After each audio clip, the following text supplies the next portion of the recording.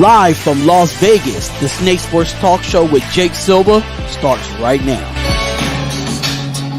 All right, ladies and gentlemen, it is that time, and we're running it back on a hump day Wednesday on the Snake Sports Talk Show, wherever and however you may be watching and listening today. Happy Wednesday to every one of you guys. We're live on all social media platforms, Facebook, Instagram, Twitter, Twitch, and, of course, on YouTube, where you guys can subscribe, like, hit the bell button, and also follow me on all the social media platforms listed just to keep up with my show. Really do appreciate every single one of you who are jumping on, and for those, retweet it with your friends. We've got so much that we got to talk about. As we mentioned, NBA kicked off last night. Terrible loss for the LA Lakers. And again, there's a lot of just open realities that's happening for a lot of teams. But, in the same aspect, we've got other games coming up as well. But I'm really glad all of you guys can come up on here today, as we mentioned. So let's start with this. So I want to talk about last night's game. So, of course, on one side, the Milwaukee Bucks, defending champs, got the job done. And we knew coming into what this year was going to prove is defending champions, wanting to redeem their title or, defend it any way that they could. On the other side, Golden State and the Lakers. One thing, and I did my top 10 yesterday. This is precisely the reason I put the Lakers at number 9. And again, they could drop to either the 10th or the 11th spot.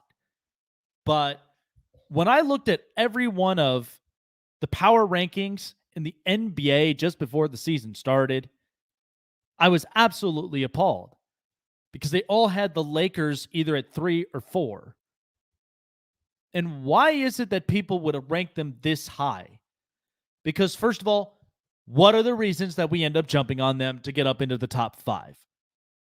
It's definitely the brand, because when you see Lakers, big brand, most expensive franchise, you just see them everywhere. And then the other part is LeBron James. So there's your reason why that they put him at 3 or 4.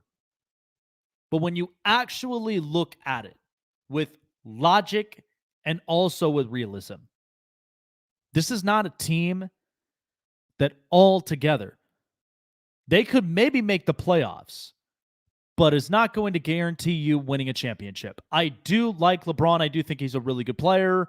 I like Carmelo Anthony. I think he's a good player too. Same with Russell Westbrook and the rest of what the Lakers roster looks like top to bottom. But look at every one of them. I'm not trying to downgrade them, but the fact of the matter is that you look in today's NBA, you have young stars who are giving you the minutes, who are giving you the assists, giving you the important shots and points, whether it's in the wing or within the perimeter. You gotta have young guys that can give you all of those, every single one of those tasks. You gotta have them. It's the one way that you're going to even make it through in this league, even win a championship. Yes, you have veteran experienced guys, but most of this has been ran off of young, talented shooters, and not to mention a lot of them like point guards. I love the ones that normally you'll get a few points, maybe 15, 20, but I like the guys that rack up more assists because they're the ones that are spreading the floor, while the shooting guards are there shooting and defending the wings. So you have superstars, you have co-stars, and like I mentioned before in my previous episodes, star, co-star, and supporting actor or actors, whatever it is. Right now, the Lakers, every single one of them have kind of been ran down. They're not even within their prime anymore. This is why, if the Lakers really want to win a championship that badly, it's a lightning in a bottle for them. Because you're not going to end up winning a championship with that roster. Absolutely not. The reason that I'm sure they brought everybody in there is because it's fandom. Superstar, like it's stardom. That's all that it is. They're not going to remember Carmelo in Denver or in New York or in Portland or in Houston, let alone Oklahoma City. They'll remember him when he was a Laker. Or how about Russell Westbrook? They're not going to remember him in Oklahoma City, let alone in Houston. They'll remember him as a Laker. There's too many of this. This is why that I'm like, this is absolutely ridiculous. Everybody wants that stardom. And as I mentioned before, yeah, too many players want the ball, Anthony. Exactly. That's exactly what it looks like. And here's what's funny for you is that every time when I watch this roster, and I already know it, and I already see it. This roster, as I mentioned in my episode, is why I compared them to the 2008 Yankees. I have. Because the Yankees were in the same position. Big name brand, New York, you got Wall Street blowing you up 24/7, and you've got all these big name players. Jason Giambi, let's be honest, not exactly in his prime like he was in Oakland. Bobby Abreu wasn't even close to being in his prime since Philly.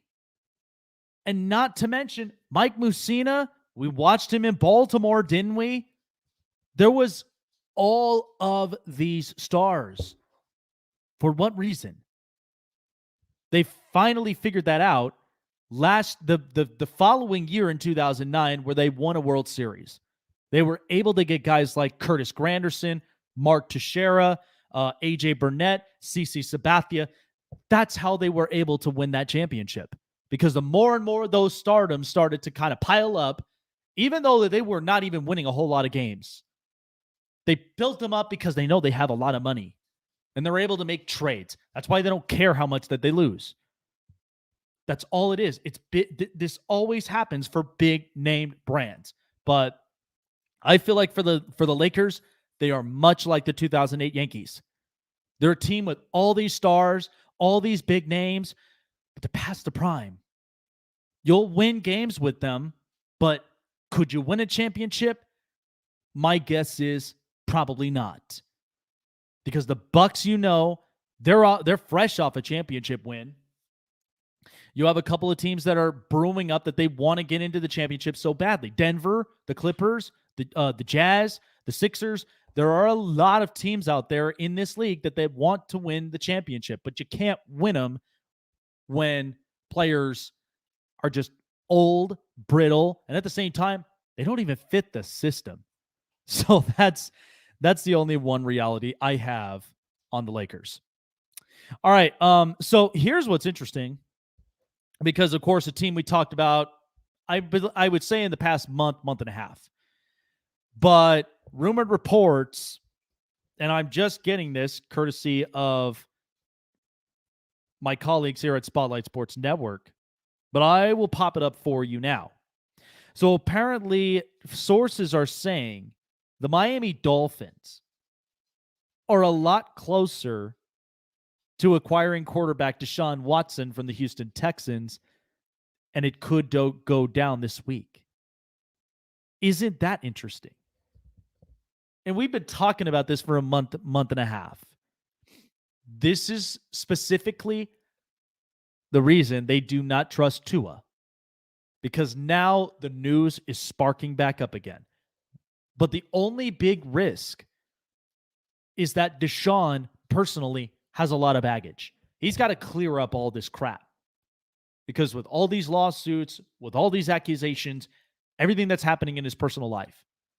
But remember this, that the Dolphins are not happy and they are not comfortable where they are at 1-5. You clearly see that. I looked all from top to bottom of that roster, from the schedule. And so what I look at it with this is that the Dolphins, they want to get competitive. They do not want to end up losing any more games. Brian Flores is not the problem. Parts of the defenses is not the problem. You just do not have the right playmaker and executor. So here's the deal. You look at right now with the issue with Deshaun and the potential they may have to acquiring him.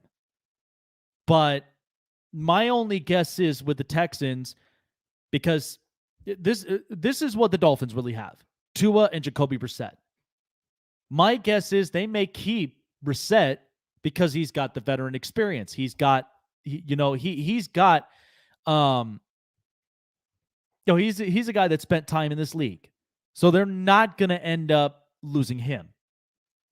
But I feel like the Texans may move, the Dolphins may move Tua. They'll move Tua to the Houston Texans. They'll probably end up moving up a couple of draft picks. But this is the problem for the Dolphins. This is why they're making so much of a risk, because they've already given up so many draft picks anyway that their future is kind of questionable.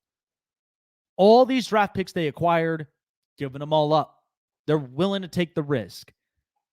But this is also one that could potentially backfire, because if something happened with Deshaun Watson by the lawsuit, then all of this could get abolished.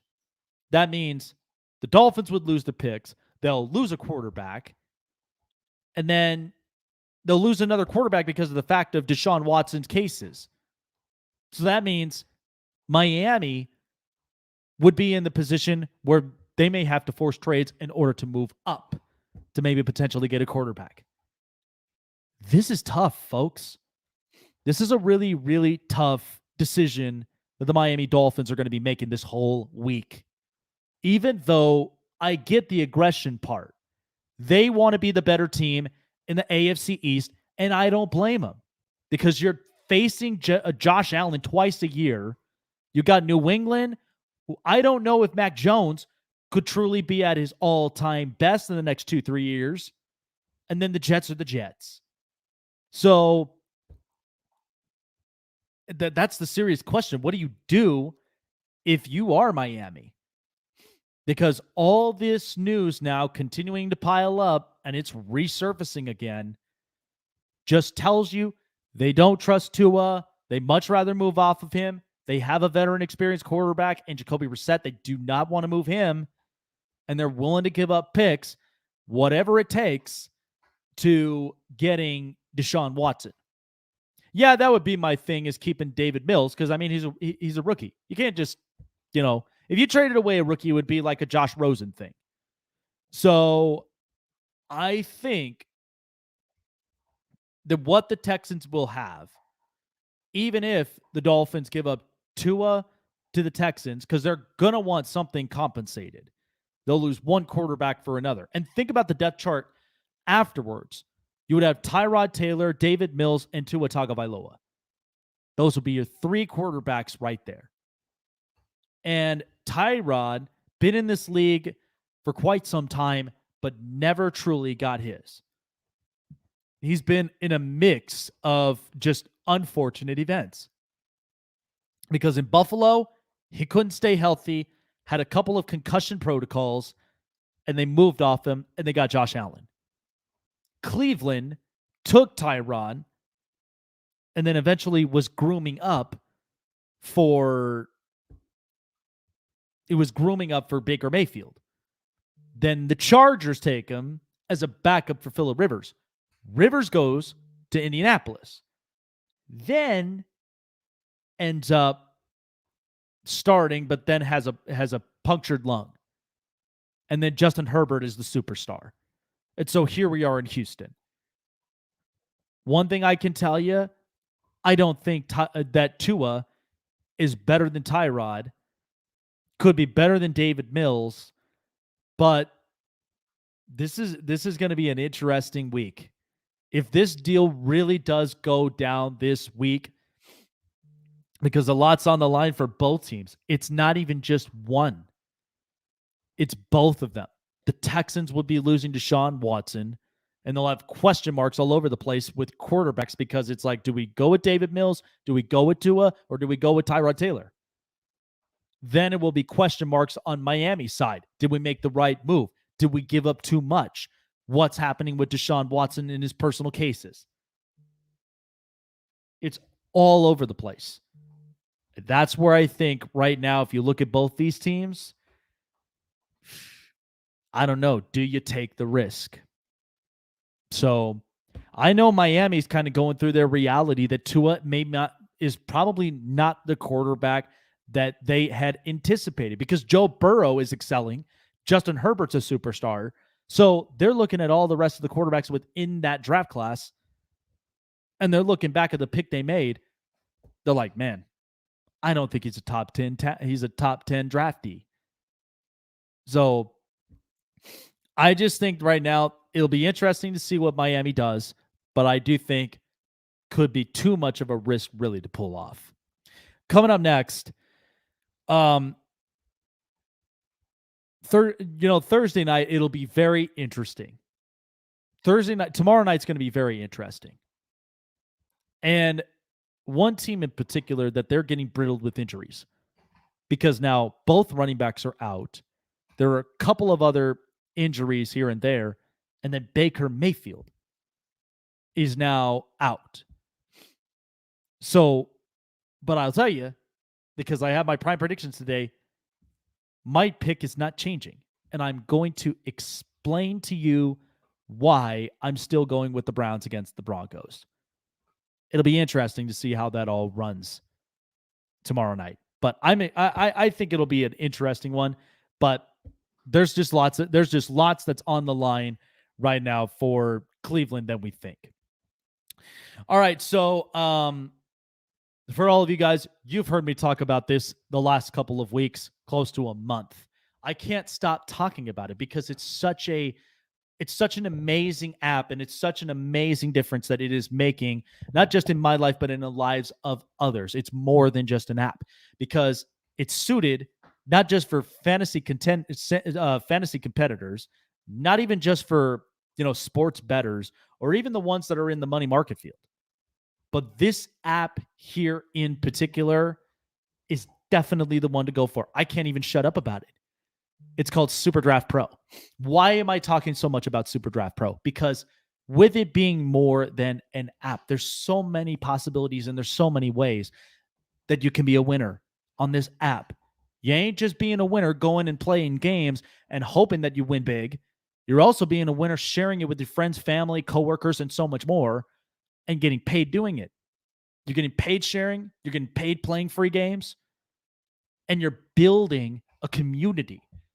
You're building a complete community. It's so much fun.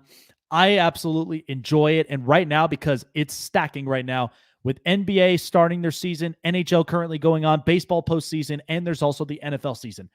It's jam-packed. I love this time of year because that's where a lot of money's going into the pot. And there's so many different ways to win. And it's free subscription. All it takes. So you guys want to know more? Send me a message, and I would be happy to end up giving you all the information, all the ins and outs that you guys can check out here. That is superdraftpro.com. You can go online or download onto your mobile device through Google Play in the App Store, as they have both the fantasy and sports book. SuperDraft Pro. Play like a pro. Sign up like a pro. Share it with your friends and family and coworkers like a pro. SuperDraftPro.com. SuperDraft Pro is also sponsored by Caesars Entertainment.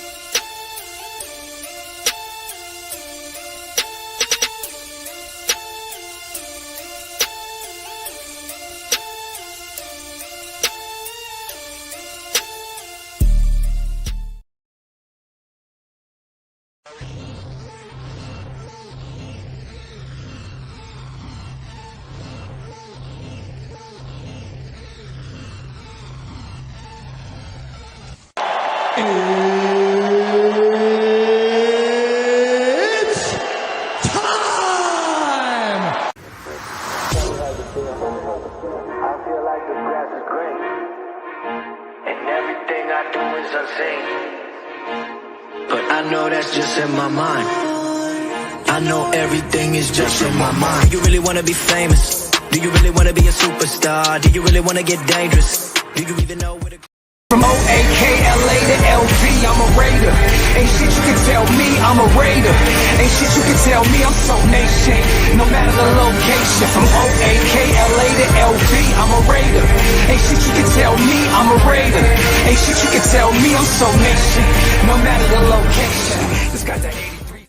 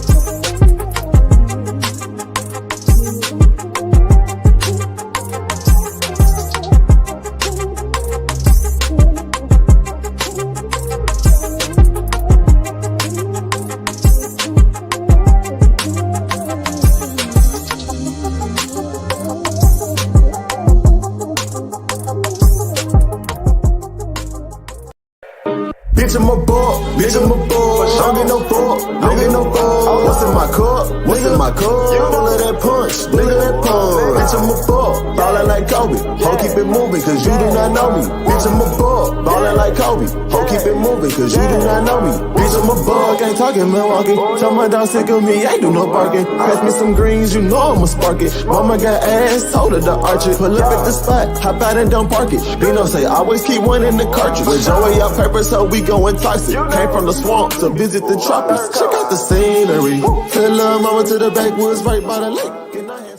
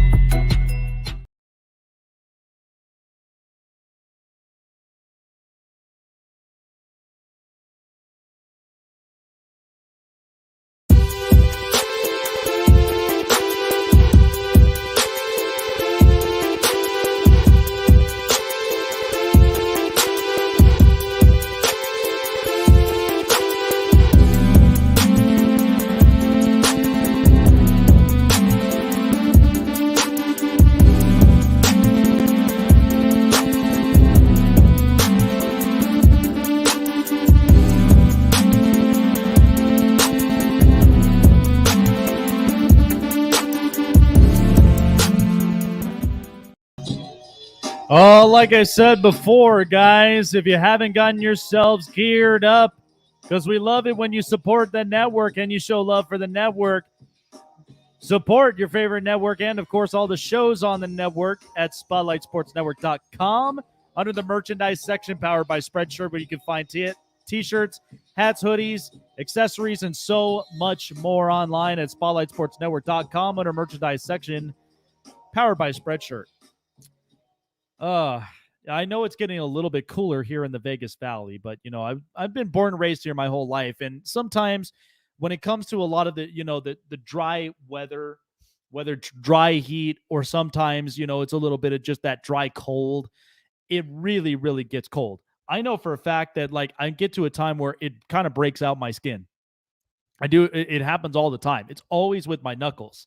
So I usually know that the first thing that I feel a lot of that crack, and then I got to put on more lotion. I got to put on more, just anything that can help to kind of soothe it out.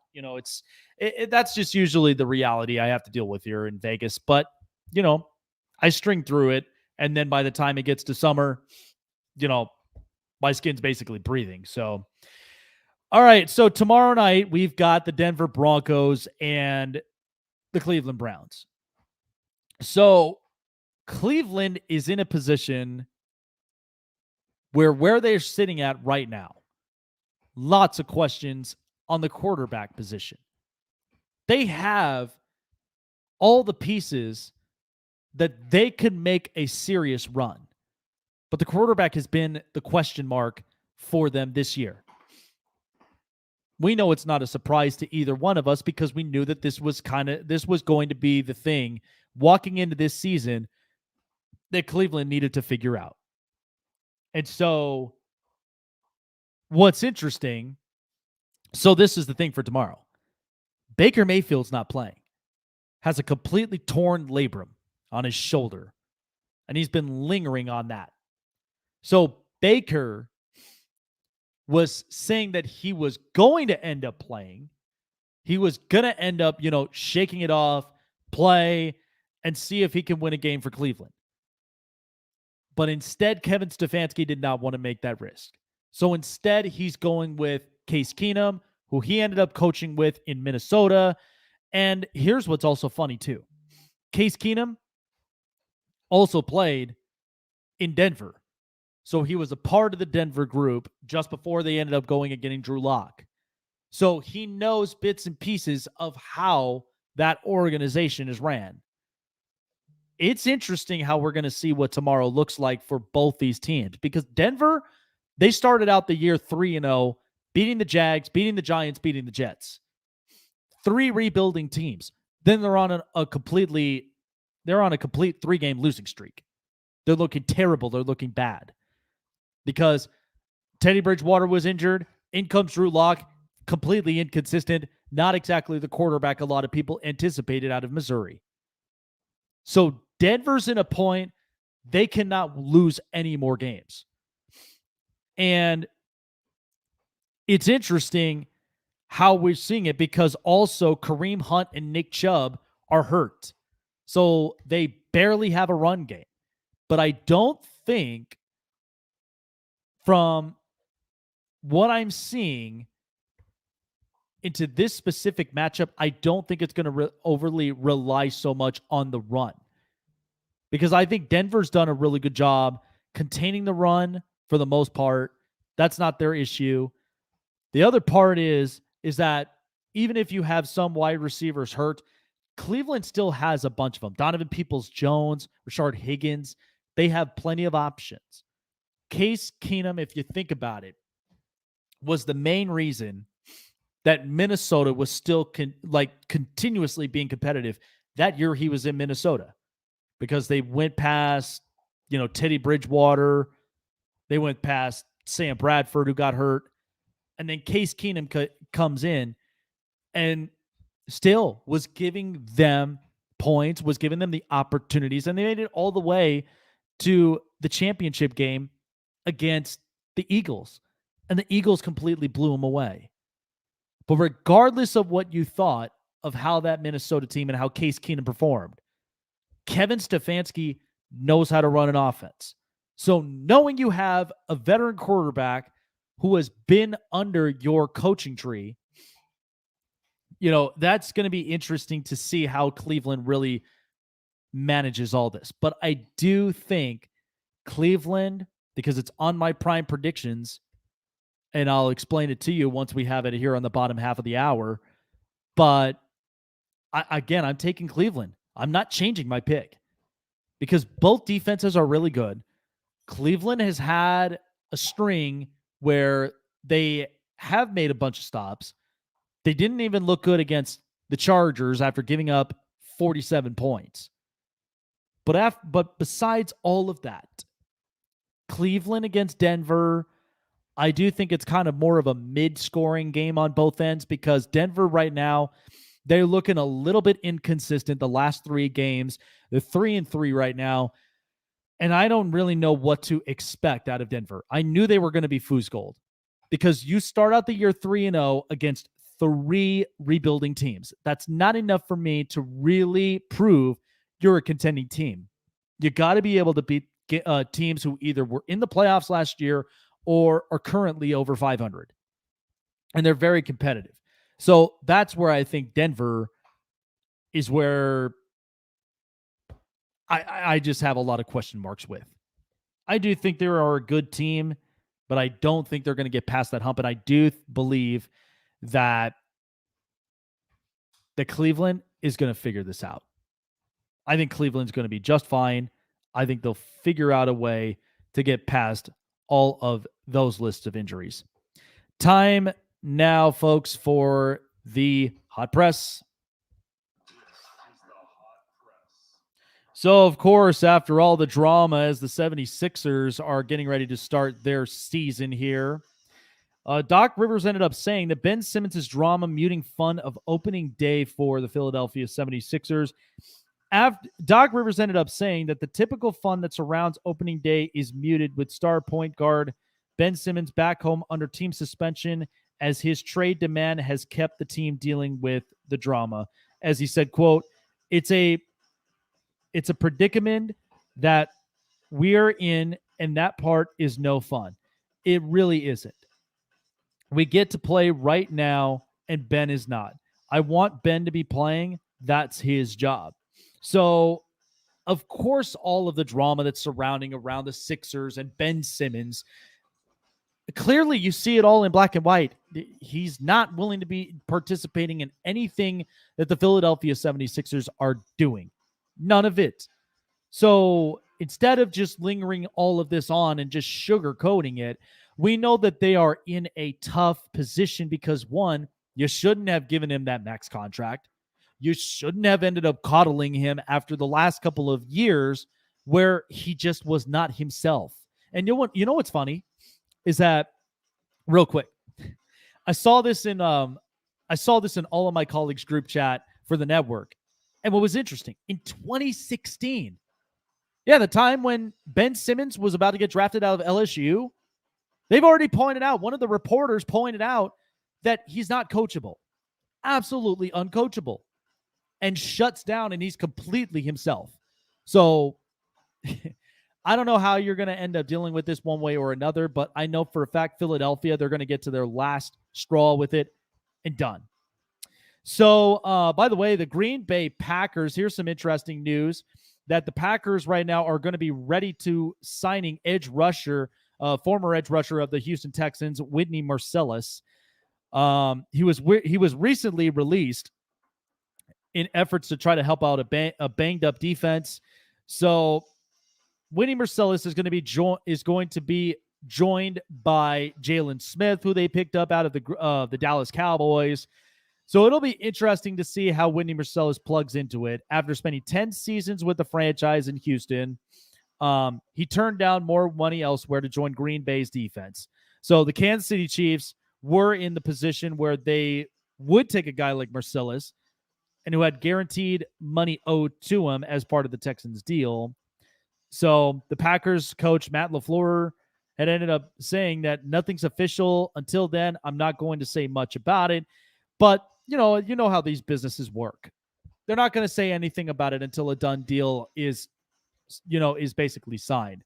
But Whitney Marsalis heading to Green Bay, I think that's going to be interesting. That just means there's more juice. Rashawn Gary, Whitney Marsalis, and Jalen Smith. I think a little bit of that interior and front for the Packers is going to be a lot better. And I do think you're going to only get maybe 2-3 years possibly out of Whitney Marsalis before he's completely out of his prime. But I do think he's a very excellent pass rusher. I do think you are getting some value with him if you're Green Bay. But Green Bay, I know what they're doing. They want to beef up that defense because they want to be a team that's going to put pressure up on the quarterback. They feel like they have not. And that has kind of been the root cause on certain issues of what they had on the defensive side of the football. So Jaylen Brown, we ended up getting some more news from here. Boston Celtics star Jaylen Brown to be in starting lineup for opener after he had tested positive for COVID-19 back in October 8th. So he will be in the starting lineup tonight against the New York Knicks, as Ime Udoka, the head coach of the Celtics, had ended up announcing. Jaylen Brown had a couple of things to say earlier about his deal. There were some mild symptoms for the most part. The most concerning was my breathing. I had to really focus to get my breathing kind of back to normal. But the more I focused on it, the better I was able to gain more efficiency in it. So good news for the Boston Celtics that they are getting Jaylen Brown back. Very, very happy to be seeing him back up out on the court. Hopefully, we'll see what the Boston Celtics season really, really looks like. But that's just one of those star pieces. So with him and Jason Tatum there up on the floor, hopefully this young Celtics team will be much better. So more reports now on Joe Burrow, as he is still dealing with the effects of the throat contusion, as the Bengals are preparing for a noisy matchup in Baltimore. For the second straight week, Burrow did not participate in his weekly Wednesday media availability because of the lingering effects from the throat contusion. So Bengals coach Zach Taylor ended up saying the doctor said he should rest a little bit more. So that's what we're going to do. Hopefully, I think, with this throat contusion situation with Joe Burrow, I mean, it is tough, even as a quarterback, when you have to be vocal, and even as a leader. So I'm hoping and praying that Joe Burrow gets plenty of rest. The throat gets completely healed, and because again, there's a lot of really, really good positives for Cincinnati this year. Everybody's starting to click right now. I'm still having question marks about that offensive line, but as long as the offense themselves are still continuing to produce, I think they'll still be in a really, really good position. So hopefully some positive news come the next coming days for Joe Burrow. All right, folks, that was your hot press.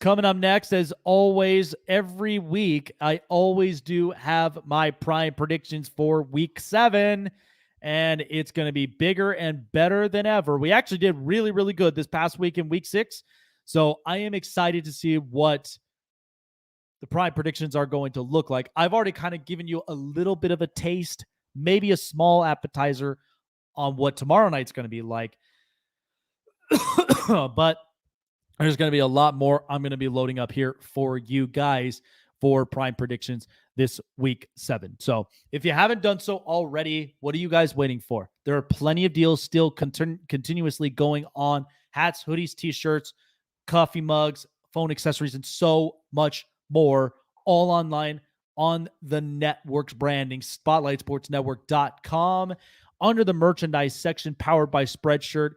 Rep and support your favorite network. Rep and support your favorite show on the network. And if you do, definitely send in your pictures the second you guys end up getting in your gear, repping your gear, because we'd love to showcase it on all of our social media platforms. So that's SpotlightSportsNetwork.com, merchandise section on the tab corner, powered by Spreadshirt.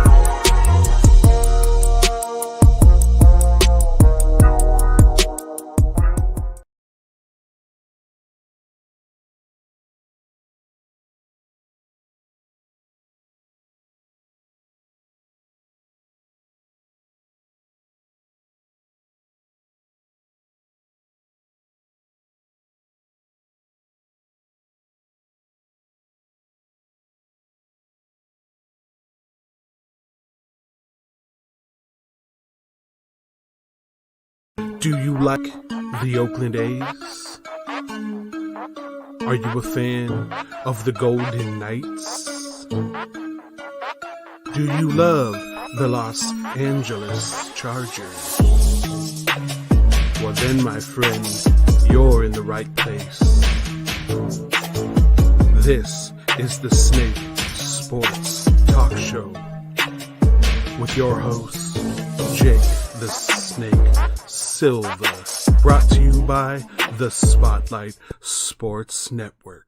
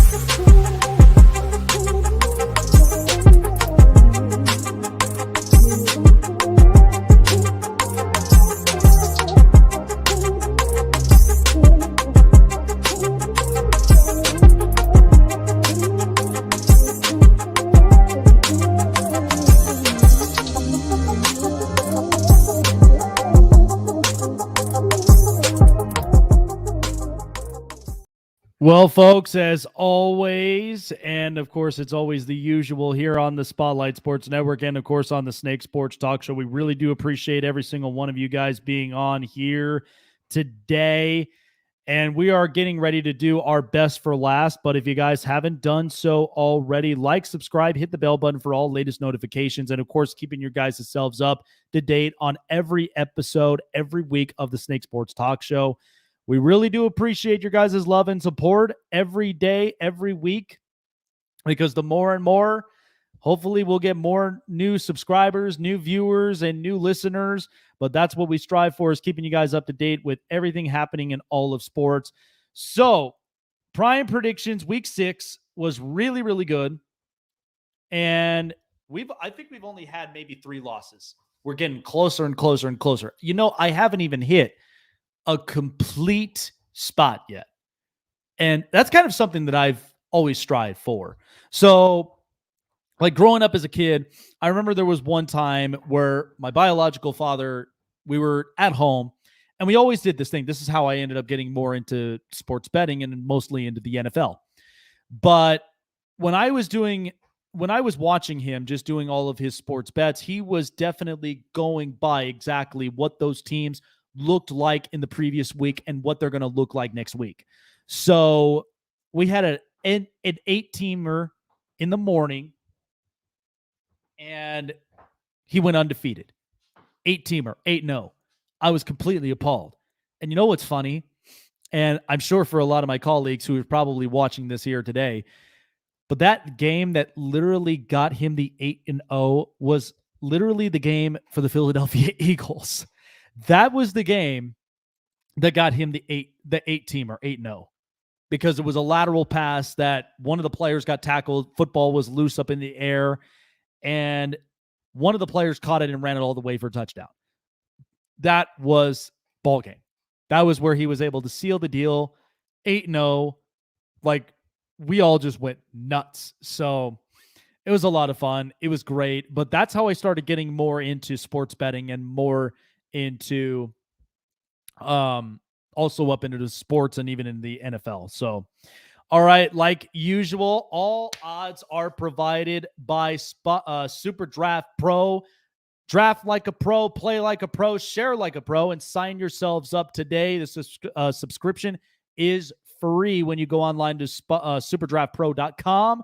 Download it on your mobile device through Google Play and the App Store, where we have both fantasy and, of course, we also have the sports book. So here we go. Without further ado, best for last. It is Jake's Prime Predictions. Let's go. Let's turn it up. It's Jake's Prime Predictions. Broncos at Browns. I'm going to take the Cleveland Browns at -3. I know what you all are thinking. You think I'm crazy. Well, first of all, do understand a few things here, okay? Because Kevin Stefanski has experience with Case Keenum, even if they have no run game with Kareem Hunt or even Nick Chubb and Baker Mayfield is out. They have wide receiver options. And plus, the offensive line is just fine. They may have lost at least 2 pieces, but it's still a legit offensive line. And you have to think about Denver as well, where Case Keenum was a part of that organization. He knows exactly how that side of it is ran. So I think it's going to be a very interesting game. I think both Case Keenum and Kevin Stefanski, they're going to figure this puppy out. And I do take the Cleveland Browns to win this game at home against a Foos Gold Denver Broncos team, 28-24. Take the -3 right there. Jets at Patriots. I'm going to take the Patriots at -7. First of all, the Jets are a completely rebuilding offense. We know that. The difference between Zach Wilson and Mac Jones is Mac Jones has stability. But also at the same time, that was kind of ugly from New England. And the last thing the Patriots want to do is lose ugly throughout the next couple of weeks. They can't do that. So Bill Belichick is going to find a way to really rebound to get this offense rolling. I know a lot of people were completely canning Josh McDaniels because knowing a couple of place games that I watched the Patriots play, I just think, why are you not executing a lot of those runs, if not some of those pass plays? I think New England's going to rebound comfortably at home in Foxborough, -7, and win 28-21 at home against the Jets. Washington at Packers. I'm going to take the Green Bay Packers at home. First of all, I was listening to one of the Space podcasts today, and the only thing that's been so concerning is the defense has not played the same. The defense looks so scared. You could see Chase Young, Montez Sweat, Bostic, and several others up there up on the front, and they're not providing pressures against opposing offenses. Now, even though that Green Bay, mind you, they have been on the talks of signing Whitney Mercilus, another veteran piece at pass rush that they're going to need with him, Jalen Smith, and with Rashawn Gary. So they are trying to fill those holes for Green Bay to apply more pressure. They want to be more of that team that just gets into your face, makes you completely uncomfortable in the pocket. Taylor Heineke is just fine as a quarterback, but we know that there's been a bunch of struggles with the Washington football team here and there. I'm going to take Green Bay comfortably at 9.5 at home in Lambeau. 31-20 is my final score. I think that's going to be reasonable for the Packers to win it. Panthers at Giants. I'm going to take the Carolina Panthers on the road against the New York Giants. This has just not been a year for the Giants or New York football at all, altogether. I kind of feel sorry for the Giants right now because of the fact of they do have a couple really good pieces on defense, Kenny Golladay and several others, and even Daniel Jones. But the Carolina Panthers, we did, however, see sighting of Stephon Gilmore in practice. So there's a positive upside for that defensive backfield for the Panthers. But this has also been a team that they know there's pressure on Sam Darnold's shoulders. So who knows how Sam Darnold will rebound here this week. But I think the Carolina Panthers, Chuba Hubbard has actually looked pretty good up on the ground. So that kind of gives a little bit of sigh of relief for the Panthers moving forward. So I'm going to take Carolina winning on the road. Strong statement here, 27-20 at New York, and the Carolina Panthers will improve their record. Chiefs at Titans. After watching Monday Night Football against the Buffalo Bills, I'm going to take the Titans at +5.5. You think I'm nuts? Listen, you got two superstars, Patrick Mahomes and Derrick Henry, both clashing at each other. What is the problem right now for Kansas City? They have absolutely zero run defense. They look completely exposed from there. And by the way, they were playing Philadelphia, where that defense did not look good. So they were still allowing Jalen Hurts to get back into games and, getting back into situations where they could potentially change the table. I think Tennessee, and I was very critical of it because I knew what I was going to get on defense. So, mind you, they are going to give up points on that end. But the offense, you're not going to contain Derrick Henry on the ground for very long. You're going to get busted in the mouth. The defensive line's going to completely crumble, and I think he will lead the charge once again. If he's done it against Buffalo, I'm sure he'll do it against Kansas City. I'm going to take the Titans +5.5. I think that's guaranteeable, and I do think it's a safe pick right there. 28-23, Tennessee upsets Kansas City at home, and that's going to be a big statement win for Derrick Henry. Bengals at Ravens. Now, this is a really, really good game through and through, but I'm going to take the Baltimore Ravens at -6. I like the line, but also at the same time, you have to think about it. Cincinnati's coming in with a hot hand themselves, and Baltimore came off of a massive win against the Chargers, 34-6. So what they trusted on, Marlon Humphrey was completely shut down when it came to the passing offense. Gave Justin Herbert so many problems, whether it was getting it to Mike Williams or getting it to Jared Cook. I feel like this could be the same similar issue for Joe Burrow, even though things may look interesting in that AFC North matchup. But I do think the Baltimore Ravens, they got more juice in them. Lamar Jackson's very elusive, so I don't think the Cincinnati Bengals might have an answer for him. I'll take Baltimore because it's going to be loud. And mind you, the throat contusion. Joe Burrow is going to have to scream, and I'm a little bit concerned about that. So hopefully Joe Burrow will be okay in this game, but I do think Baltimore is going to stop the Bengals 30-24. I'm going to take the Ravens here at home. Falcons at Dolphins. All right, this might make you guys feel like I'm nuts, but I'm going to take the Dolphins at +5.5. Look, news doesn't spread for no reason. It does, because at this point, they know that the Dolphins, they don't completely trust Tua. But I'll tell you one thing, I don't trust Atlanta either. So I think Miami, with their defense set, even though it has not been the best this year, they're sitting at 1-5. I think Atlanta, they've been having troubles as far as consistency goes, but I'm going to take the Miami Dolphins, knowing the defense may give Matt Ryan problems, but I think through and through it'll be a mid-scoring game. Dolphins will win this one 2.5, 23-21 at home. I think this is a much-needed win for the Dolphins. Eagles at Raiders. All right, after what I saw last week against the Denver Broncos, who were completely fool's gold, I'm going to take the Las Vegas Raiders at 3.5. Because here's the thing.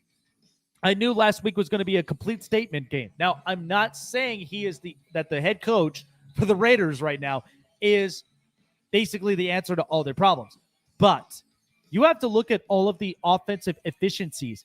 Philadelphia cannot contain teams that have converted on third downs. That's a big, big deal for the Raiders.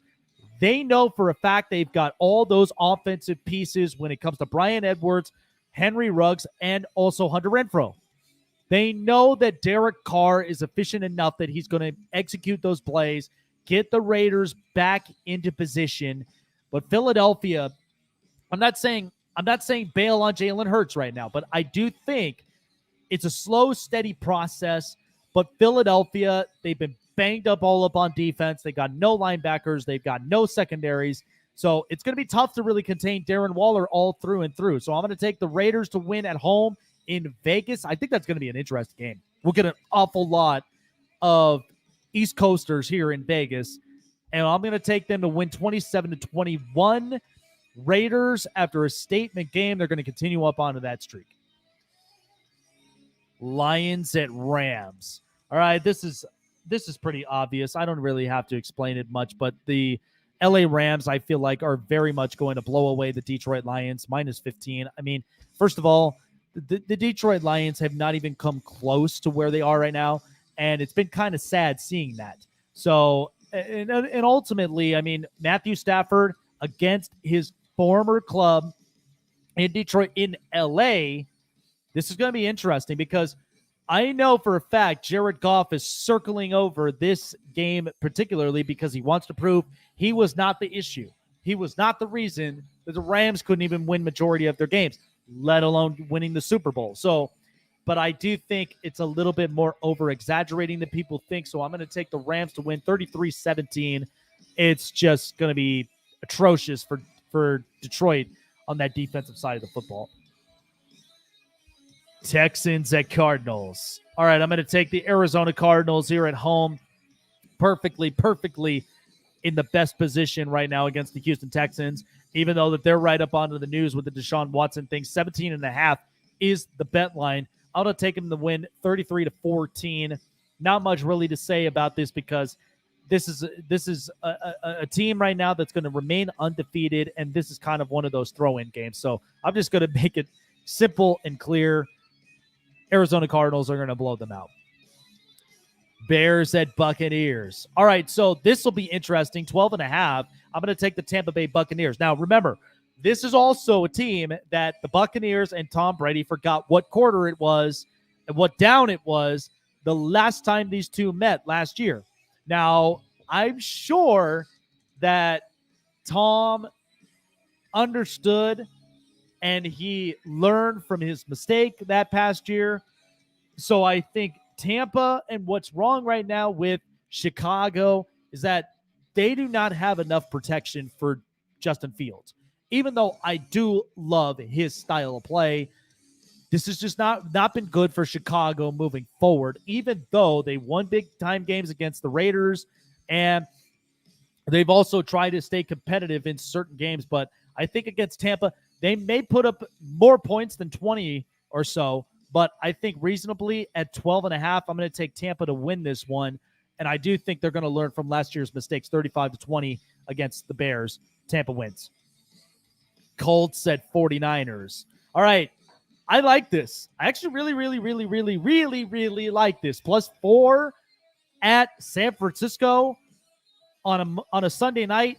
I like this because the Indianapolis Colts, what's the one thing to like?